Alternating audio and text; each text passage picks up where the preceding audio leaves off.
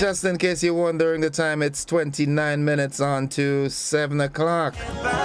7 o'clock, workers. Surprise the boss today. You know, yesterday evening I was looking at some comical scenes from African, sort of African theater, where the CEO dresses differently and interacts with staff to see their responses. And I said, you know, this is so real. People treat people because of how they dress, their status in society, how they talk. What's about humanity, man? Yeah. I think it's MOCI Theater. Look it up. You may have a laugh with it, but it's real. Hey, Ballhead and Ryan, good morning to all you. The day coming close, eh? Nice. Good morning to Mr. Husbands and the entire team at Nawasa. The entire team. Morning to Mr. Hostin and the team at Grenada.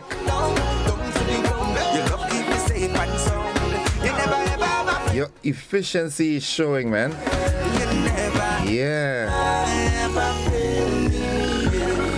As we prepare for the hurricane season, the teams will be out on the roads, you know, out in the field, doing, you know, making sure that the overhangings are taken care of and so forth. Yeah. Nice. It's 27 minutes on to 7 o'clock. How are we doing this morning? I hope everybody is up and alive and well and kicking, and you know, I hope everything is a-okay. Let me see who's on this morning. Mary Ebanks is first, followed by Veronica Sandy. Yeah, Veronica Sandy says, good morning. Good morning, Grenada. Good morning, Gordon Innocent. Joseph, blessed Thursday, everybody. Followed by Catherine Phillip. Good morning, Grenada. Good morning, Innocent. Happy Thursday. Thanks, and same to you. Dora Joseph says, good morning from London. Yeah. Kathy and Adam says, good morning, Grenada, all the way from Miami. All right. Have a wonderful day, Grenada. So says Dora Joseph. Janice Joseph. Good morning to everyone. Have a wonderful day. Marilyn Gordon says, good morning, Gordon. Good morning, beautiful Grenada. My partner Arthur Langain, good my brother, watching from Brooklyn, New York on this Thursday morning. You like the cold? Oh, Ben, so cold now, eh? Mr. Langain, eh? I hope all is well with you, man, and the family. I'll tell Judy I hear from you. You're a good girl. Nonetheless, folks, it's a wonderful day. It's a wonderful, wonderful day to be alive. I want to say good morning to Winston Compo Adams and your family out there in Brooklyn, New York. How everybody? Jeremy and QT and Michaela and everybody. Hope all you're good. 25 minutes on to 7 o'clock. What's the word of the day? Well, the word of the day today, it is a noun. It is hobby horse. Hobby horse. H-O-B-B-Y-H-O-R-S-E. Like I said, it is a noun. And what it means, hobby horse usually refers to a topic that someone dwells on, returning to again and again, especially in conversation. Again, hobby horse. It refers to a topic that someone dwells on, returning to again and again, especially in conversation. Here's how we can use it. The so-called curse of the Bambino was a favorite hobby horse of my Red Sox-loving grandfather until the team finally won the World Series in 2004. I have hobby horses as movies. I love watching Steven Seagal movies over and over. There's one that I've gotten addicted to. It's a series on Netflix. Designated Survivor. Yeah. I'm also looking at The Equalizer 1 and 2 with Denzel Washington. I keep watching it time and time again. And every time I look at it, I see something I did not see the previous time. You know what I'm saying? Hobby horse. I like this. Write it down. Learn to spell it. Learn to pronounce it. Learn to use it. Good. Sooner than if you write down all the words that we've been discussing here, even with the little mispronunciations here and there, now and then. I'm not perfect, but by now. People should be calling you, well, not a linguist, but a big word person. A lot of words. Yeah. Oh my goodness. So how the politics going? What's new? What's buzzing? Anybody crossing from NDC to NNP now? If that happens, that would be so historic for Grenada. Could you imagine the Honorable Andy Williams resigning and crossing the floor to join the NNP? Oh my goodness. Look how I've opened that can of worms this morning. Nonetheless, folks, the thought of the day. It's by one of my favorite movie stars, Morgan Freeman. Have you met him before? He's down here regularly. He usually hangs out in Port Louis. Yeah. Good. All right. It says honesty doesn't mean saying everything you think, but thinking everything you say. That's honesty. Honesty doesn't mean saying everything you think, but thinking everything you say. Nadisha, good morning. How is the family? Everybody good, I hope? Nice. Good. 22 minutes on to 7 o'clock. Carrier crew, good morning. There's someone that, what's her name? Viola? Was it Viola? Yeah, it's Viola. She's originally from Petit Martinique. She followed me years. I must call Risha and find out what was her name again, boy. Good morning, Carrier crew too. Gailey and everybody. Yeah, everybody good. The regatta coming up this weekend in Petit Martinique. Unfortunately, I can't come. I have to host an event. Yeah, Luciano comes to Melo's Entertainment this Saturday. As a matter of fact, Luciano will be joining me at the studio on Saturday morning. You have your tickets already, I hope, eh? It's gonna be a big show. All the guys from Corinth and so forth going up. All the reggae lovers, the die-hard reggae lovers. Sweep over my soul. If Jai is standing by my side. Just to name two of the songs. Yep. All right, Maggie King of the Grail comes off on Saturday the 29th of July at the Montrouge Playing Field. It's going to be a day filled with fun, food, and great music and a whole lot of entertainment. Alicia and the team down there at GIDC, good morning. How are you do? Yeah, that lady on the front desk, good morning. Oh my goodness, I have a good friend from Maribor works in there. Good morning to you. Also, Miss, what's her name? What's her son? Miss Mitchell. As a matter of fact, all of you inside at GIDC, good morning, all right? Good, nice. Yeah, they're going to be there too. I understand the whole team is going to be there. On some sad note, iconic singer Tina Turner, she passed away yesterday. She's known for her classic songs and a powerful stage presence. She passed away in a home in Switzerland. Yeah, at the age of 83. So she passed away yesterday. And today is the birthday of one of our regional celebrities. Austin Lyons, the Super Blue, he's celebrating his birthday today. Did you know that? Yeah. All right, Grenada continues to experience challenges following a fire at the plant in Carriacou last month. Another island-wide power outage Tuesday night forced the company to rotate the supply of electricity while awaiting a rental from Trinidad, a rental generator from Trinidad.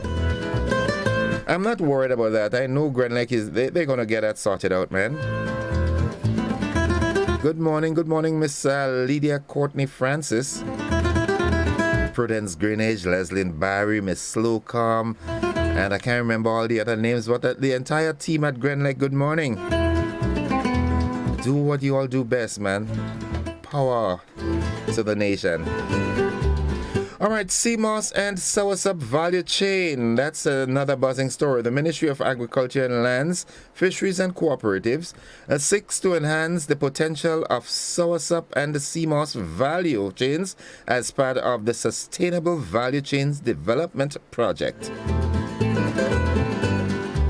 Yeah, you got to get involved. Watch this. Listen to me. I think COVID-19 exposed us to the harsh reality that we cannot deviate from agriculture. All right, because when food stuff couldn't come in, we had to eat what we grow. You know what I'm saying? Yeah. So let's, agriculture will never die in Grenada. Okay, it never will. There are some folks who, even if it's not for a commercial or economic purposes, there are some folks that get their exercise, they break their sweat from farming. Yeah, so get involved, man. Go to the ministry, call the ministry, find out what initiatives that are there and take advantage of it. Also buzzing this morning, the Embassy of the People's Republic of China, in collaboration with the Confucius Institute at T.A. Marichaud Community College, successfully staged yet another Chinese bridge competition in Grenada.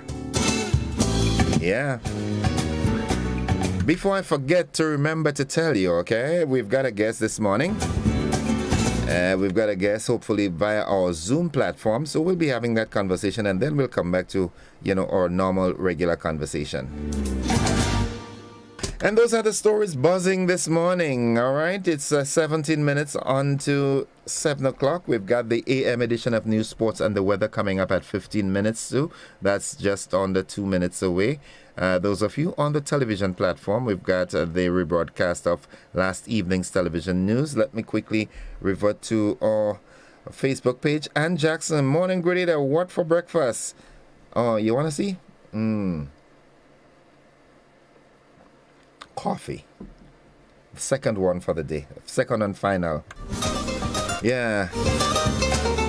I do that. 2 cups of coffee a day. And I do my research. It's not bad. I am hypertensive, but it really is not bad for me. 2 cups of coffee a day. Marilyn Gordon says Keith should cross over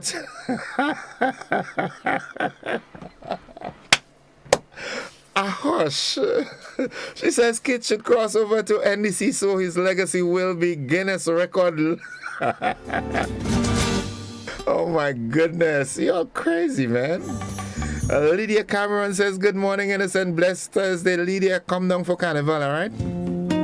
Yeah, the New West All New Testament Church of God for the Carnival. We're going on the beach. Cook a pig and have, that's what we're doing. We go have our time. All you staying, all you jump up and bacchanal.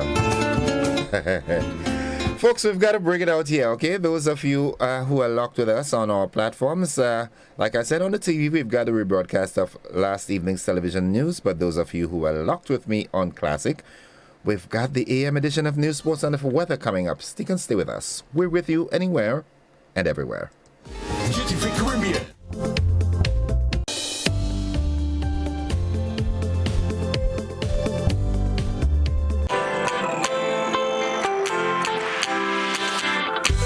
When you need someone to help you to your feet, I'll be that beacon to your highest peak.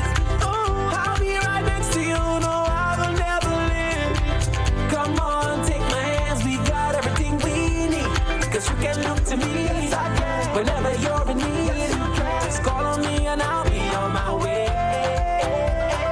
I'll be by your side, never to divide. The light that shines our way. Wherever you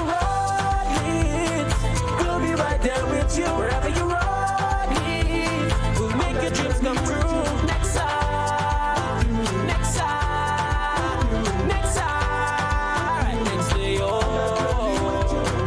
Nexa Credit Union, with you wherever your road leads.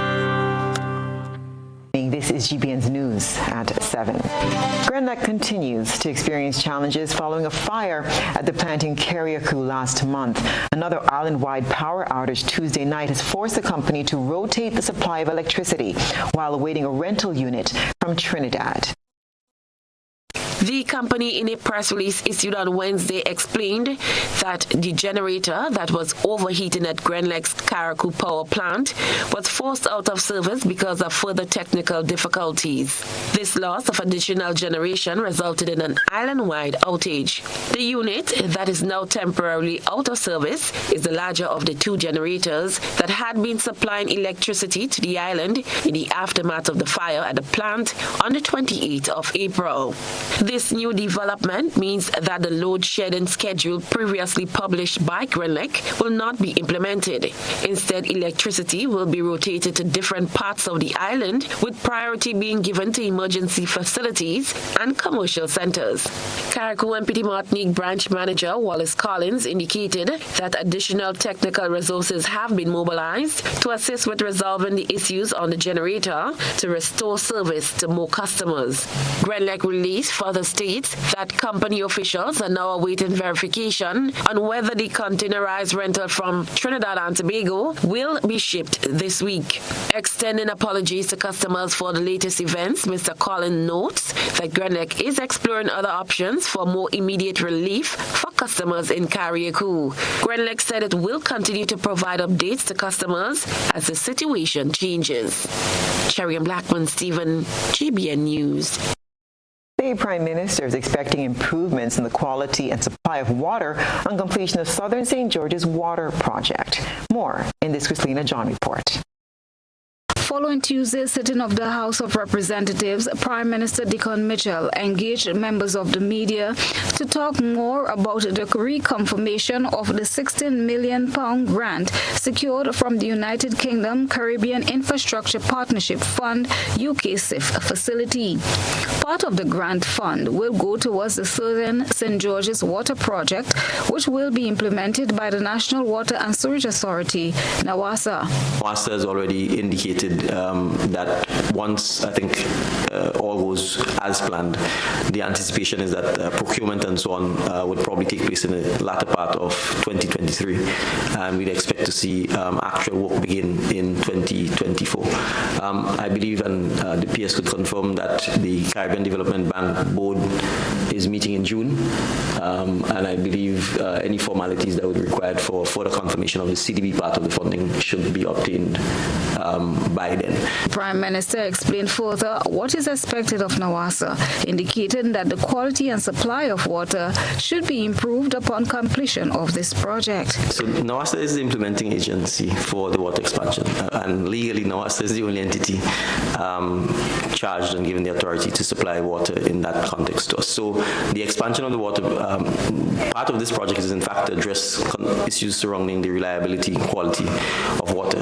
In addition to this, NAWASA also has the G-Cruise project, which also is process of implementing. It's another project that has been significantly delayed. We certainly expect with this additional project that once the G-Cruise project and the Southern Water Expansion project are completed, that the quality as well as the quantity and reliability of the water in Grenada itself would improve. But we also accept that the quality of the water has to be addressed, or capacity to store more water has to be addressed, because we have Permanent Secretary in the Ministry of Finance, Mike Sylvester, confirmed that the UK government did right to indicate that the reason for withdrawal of the funds was due to protracted delay of the project, in addition to uncertainty with their aid program. He shared further details about the funds and the project. We received a letter reconfirming 16.4 million of the funds of the 22.22 million thereabout, which was initially committed for the South St. George Water Expansion project. Now, based on the last estimate for that project, that amount will cover, should cover, in fact, the cost of the project. On the Western Corridor project, where the balance of the funds would have been committed to, and that's where the government was seeking additional support from the Caribbean Development Bank to be able to carry on that project. Of course, those discussions are ongoing with respect to how we can continue to facilitate that project. Christina John, GBN News. And fresh off the just concluded cultural conference Unleashed, which was deemed a success, government is preparing for two other major cultural events. Minister for Economic Development, Planning, Tourism and ICT, Lennox Andrews, spoke about plans for an upcoming sub-regional symposium during Tuesday's sitting of the lower house. What saying to us is that Grenada should take the lead in developing the creative industries within the OECS. And our next major symposium would be a sub-regional symposium on the creative industry in the OECS. And again, CAF, the Caribbean Latin American Bank, has agreed to provide the financing for that major event. Because we in the OECS recognize that that particular industry is a major, very important sector for generating new jobs and for giving our people decent employment with decent income and helping to transform our economy. This sub-regional symposium will be followed by a film symposium. We are planning for August of this year another major creative event, which will be a film symposium in which there are many Grenadians, Mr. Speaker, all over the world who are making important films, and those films are being recognized internationally. So we are going to work with our filmmakers in Grenada to organize that other important symposium, but now we're going to base on the film industry in Grenada. Minister Andrews told the nation that Grenada's first ever Cultural and Creative Industries Conference Unleashed was financed by external sources. We got money from outside to pay for this. In fact, when we went to Washington sometime in April, we had a meeting.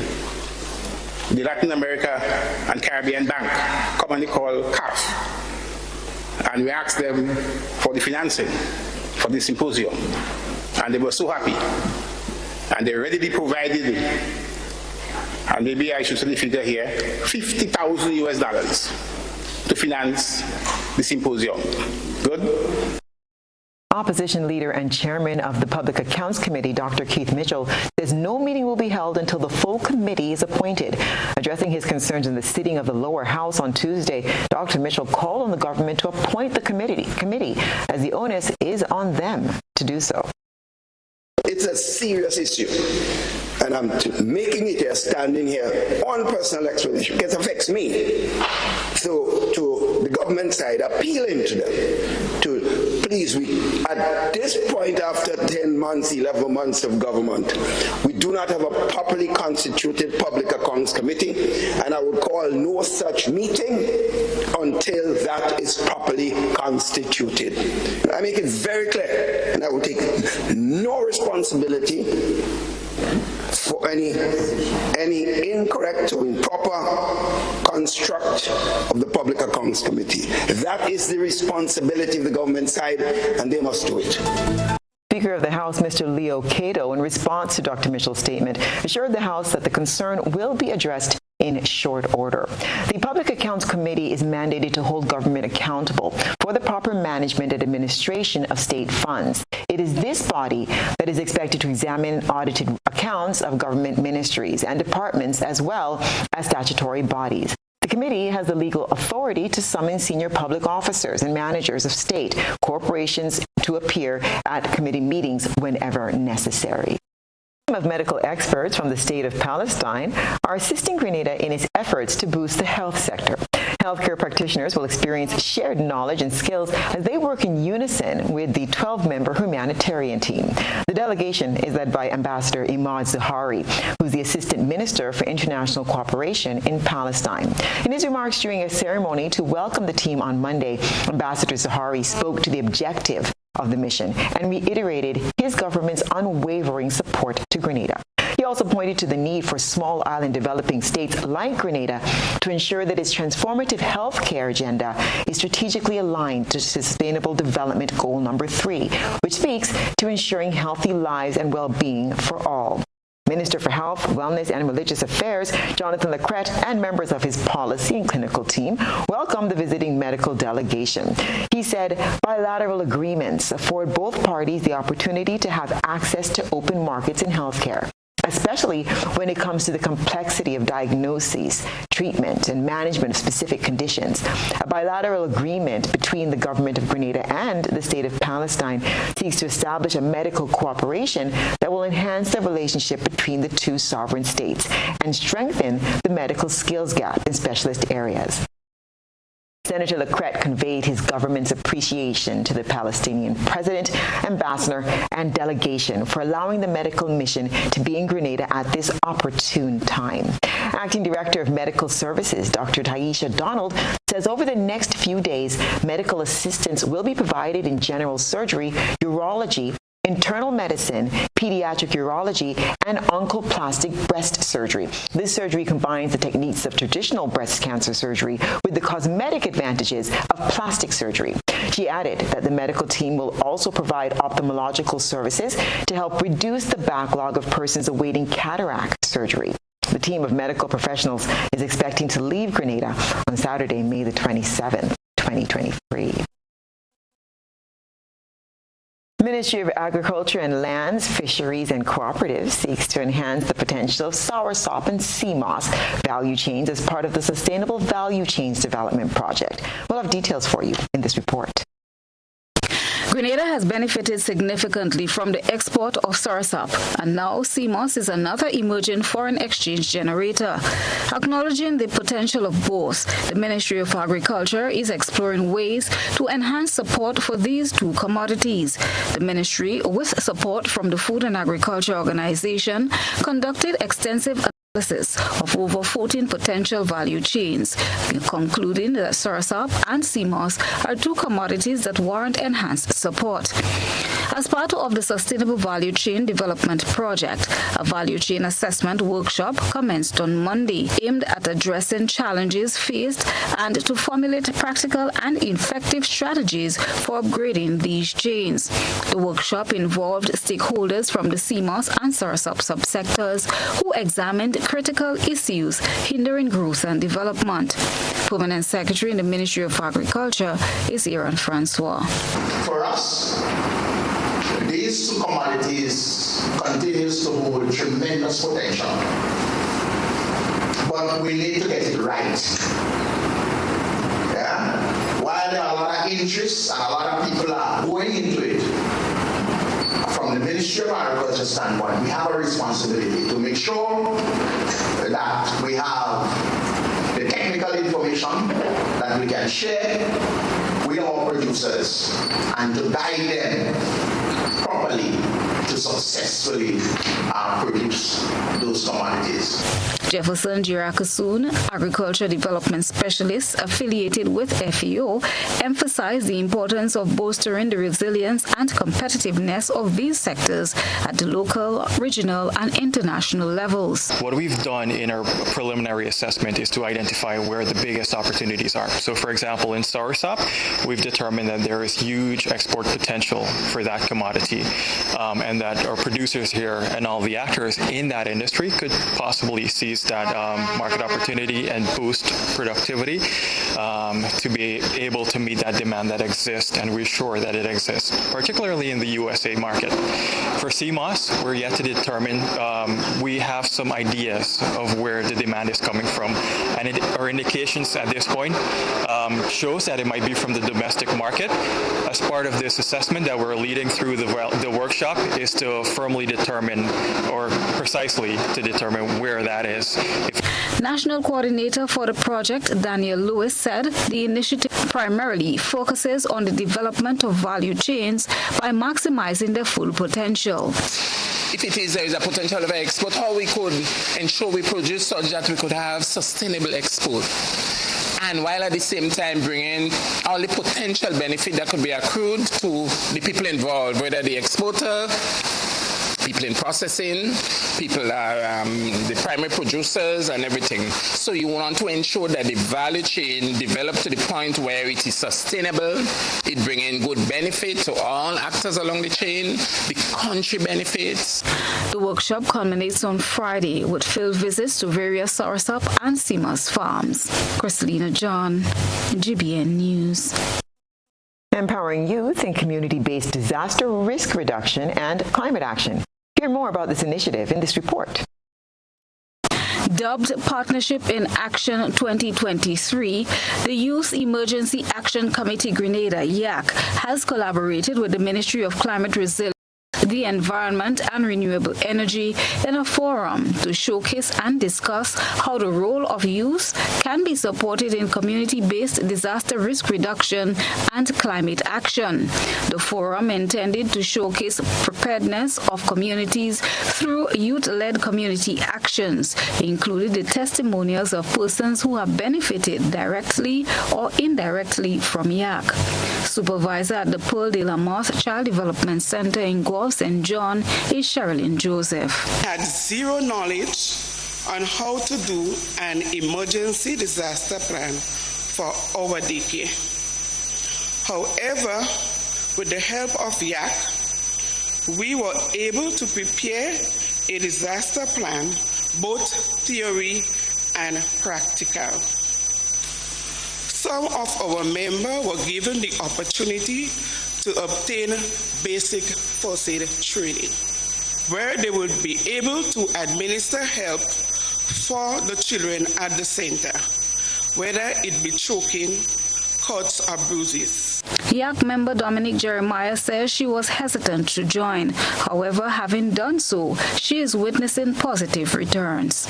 The Youth Emergency Action Committee has deepened my awareness of people who are often forgotten in communities. One of the greatest experiences I have had was helping the deaf and hard of hearing community create family disaster plans. Our project manager suggested that we created an environment that favored their mode of communication by making all videos and games using sign language, or in a way we do not have to use our voices. YAC has also created a space for inclusion of persons who are hearing impaired. Here's Licia Samuel. Some people think that the deaf can't learn, but they still fight through. The deaf do not know about that experience. They can come and learn about hurricanes.